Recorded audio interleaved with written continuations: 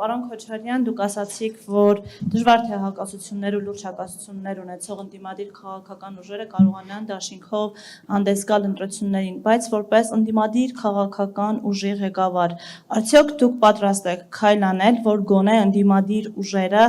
իրար դեմ չպայքարեն, այսինքն դաշինք կազմելու խնդիր, եթե անգամ չկա, այս պահին տպավորություն է, որ ընդդիմությունը պայքարում է իրարից ձայներ տանելու ուղղությամբ, մի քաղաքական ուժը մյուսից թե ձայներ է տանում, եւ թե դաշինքում ներգրաված անձինք են հայտնվում, մի ուժից մյուս ուժի ցուցակում, այս պարագայում ոչ միայն քայլ չի արվում չկողմնորոշված մարդկանց դեպի ընդդիմություն բերելու կամ ԿՊ-ից ձայներ բերելու, այլ կարծես ընդդիմությունը ուղղակի այդ տոկոսային հարաբերակցությունը փորձում է իօգուտ իրեն տանել, այս առումով դուք որևէ քայլ անելու եք։ Լավ, իսկ դուք չեք նկատել, որ մենք նույնիսկ նման կարգի հրաձգությունների մեր ընդդիմադիր մենք երբեք նախաձեռնող չենք եղել, մենք չենք սկսել։ Եթե ինչ-որ մի բան արել ենք, ապա միշտ պաշտպանողի դիրքերից ենք դա արել։ Մենք ինքներս չենք նախաձեռնել նման բան։ Եվ ես հատուկ իմ նաև ներածական խոսքում դա շեշտեցի, որ այդպիսի պայմաններ կան։ Եվ տվյալ դեպքում ես չեմ կարող խոսալ այլ քաղաքական ուժերի անունից, բայց կոնկրետ իմ անունից այո։ Մենք փորձում ենք այդ դաշտը ձևավորել։ Եթե հիշում եք, հիմա նույնիսկ մեր Իշխան Զաքարյանը, կներեք, Իշխան Սաղաթելյանը նախաձեռնություն է 5 կետից բերել եւ որով փորձում է բանակցել եւ գտնել տարբերակներ հենց այդ հարցը լուծելու համար։ Մենք փորձելու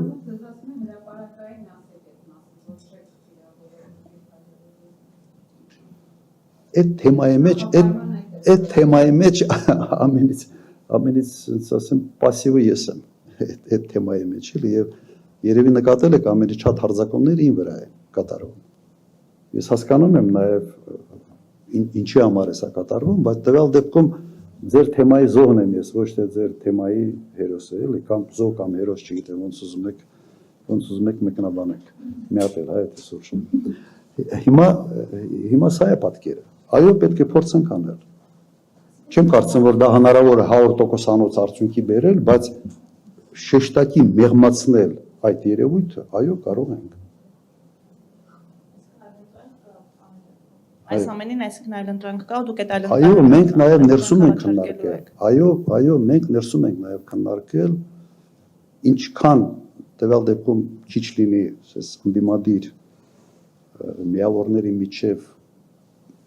հրաձգությունը ասես փոխադարձ, այնքան լավ է լինելու ընդհանուր արդյունք։ Եվ մեր մոտ նաև գիտեք մի խնդիր կա ընտրությունների ժամանակ քաղաքական միավորները փորձում են ասես կամ մտածում են, որ կարող են բոլոր շերտերից ինչ որ ձայներ կորցնել։ Դժվար է, դու պետք է հստակ քո էլեկտորատի բնութագիր ունենաս եւ հասկանաս, որ քո տեսակը, քո անցած ճանապարհը, քո ծրագրերը ավելի շատ էլեկտորատի որ զանգվածին կարող են հրապուրել։ Այդ դեպքում նաեւ ասես ինստիտուցիոնալ, ավելի մասնագիտական առումով հնարավոր է տարանջատել իրարից։ Մենք փորձում ենք նաև դա անել այսօր։ Ես հասկանում եմ, որ Նիկոլ Փաշինյան պաշտող մարդկանցից մենք մեկ ձայն չենք բերելու այստեղ։ Չի լինելու։ Եվ անիմաստ է աշխատել այդ հատվածի վրա։ Եվ այլ։ Հասկացաք, չի։ Նաև միավորում անդիմադիր դաշտը, գիտեք, այն հանգամանքը, որ իսկապես Նիկոլ Փաշինյանը ինչ է անում, ինքը համարեց, որ ինքը այն մարդն է, որը կարող է կապիտալ վերոնորոգում անել հայ ժողովրդին։ Երևի համարում է, որ բանը Քրիստոսի զապասկեն է, թե ինչ է, չգիտեմ, բայց նման մի բան եմ ես տեսնում, ասենց կապրեմոնտ է անում